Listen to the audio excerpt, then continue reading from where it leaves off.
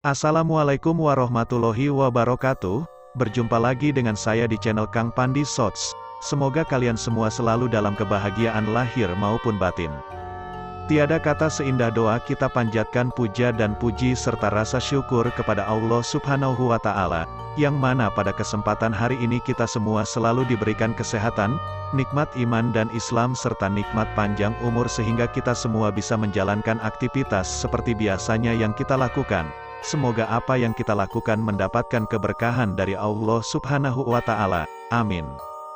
Solawat dan salam kita curahkan kepada junjunan alam yakni Nabi besar kita Muhammad Shallallahu Alaihi Wasallam, kepada keluarganya, sahabat-sahabatnya dan mudah-mudahan kita semua mendapatkan syafaatnya di akhirat nanti. Amin. Alhamdulillah pada kesempatan hari ini saya akan berbagi cerita tentang penyebar agama Islam dan pejuang yang menumpaskan penjajahan Belanda yang berada di daerah Tapos, Depok.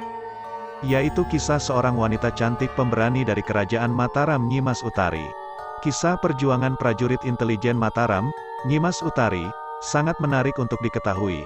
Bagaimana tidak, Telik Sandi Matam berparas cantik ini mendapatkan tugas berat, yakni membunuh Gubernur Jenderal VOC yang terkenal bengis dan kejam, Jans Pieter Zoon Kowen. Wajah Nyimas Utari dingin, namun memancarkan ketegasan dan kecantikan khas wanita Jawa. Ketegasan itu diterjemahkan Nyimas Utari dalam sikap kesehariannya. Selain itu, dia juga sangat berani namun juga memiliki ketenangan dan kecerdasan. Terbukti, dalam menjalankan misi operasi rahasia membunuh Gubernur Jenderal VOC Jans Pieter Zoon Kowen, Nyimas Utari harus rela menjadi penyanyi di klub tempat berkumpulnya para perwira VOC. Gambaran sosok wanita prajurit Telik Sandi Mataram Nyimas Utari tersebut, terlihat menonjol dalam film, Sultan Agung, Tahta, Perjuangan, Cinta, besutan sutradara Hanung Bramantyo. Dari film itu, generasi milenial dapat melihat sosok Telik Sandi Mataram, yang memiliki wajah rupawan bernama lengkap Nyimas Utari Sandijayaningsih. Kisahnya penuh misteri layaknya James Bond si agen rahasia berkode 007 asal Inggris. Dikutip dari perpusnas.go.id, kehadiran Nyimas Utari di klub perwira VOC ini, tidak lepas dari peran asisten JP Kowen, Wong Agung Aceh. Kehadiran Nyimas Utari di Batavia ini, tentunya tak lepas dari persiapan Mataram, melakukan serangan kedua ke benteng VOC. Sultan Agung dua kali melakukan serangan ke Batavia, yakni, pada tahun 1628 yang mengalami kegagalan, dan baru berhasil memenangkan pertempuran pada serangan kedua dilancarkan pada 1629. Dalam babat Jawa, disebutkan pembunuhan terhadap Gubernur Jenderal VOC JP Kowen, sudah lama dirancang oleh pasukan intelijen atau Telik Sandi Mataram, yang dikenal dengan nama Dom Sumuruping Banyu. Aksi Nyimas Utari, sebagai prajurit Telik Sandi berparas cantik ini, dalam berbagai catatan sejarah, disebutkan berhasil membunuh Gubernur Jenderal VOC JP Kowen pada tanggal 20 September tahun 1629, dengan menggunakan racun arsenik yang dicampurkan minuman. Setelah itu, JP Kowen yang dikenal bengis dan ahli strategi perang, dipenggal kepalanya oleh Nyimas Utari. Potongan kepala itu dilarikan keluar benteng VOC di Batavia, dan diserahkan kepada Tumenggung Surotani bersama Bagus Wanabaya, lalu dibawa ke Mataram.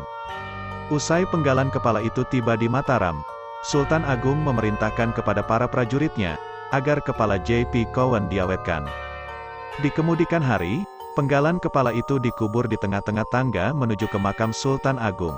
Kematian tragis JP Kowen di tangan Nyimas Utari tersebut, berawal dari kematian istri JP Kowen, Eva Men bersama anaknya pada tanggal 16 September tahun 1629. Di tengah kekalutan dan keterpurukan atas kematian istri dan anaknya, JP Kowen begitu lengah sehingga tak menyadari Nyimas Utari telah menyiapkan serangan mematikan. Nyimas Utari disebut juga memiliki kedekatan dengan Eva Men. Intrik-intrik di dalam benteng Batavia tersebut, dengan cermat dirancang oleh Bagus Wanabaya yang merupakan ayah kandung Nyimas Utari. Bagus Wanabaya berani mempertaruhkan nyawa anaknya sendiri, dalam misi rahasia tersebut.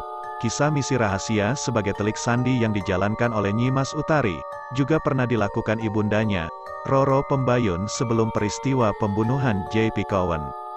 Roro Pembayun menyamar menjadi penari jalanan, sebelum Mataram Kota Gede menghancurkan kerajaan Mangir.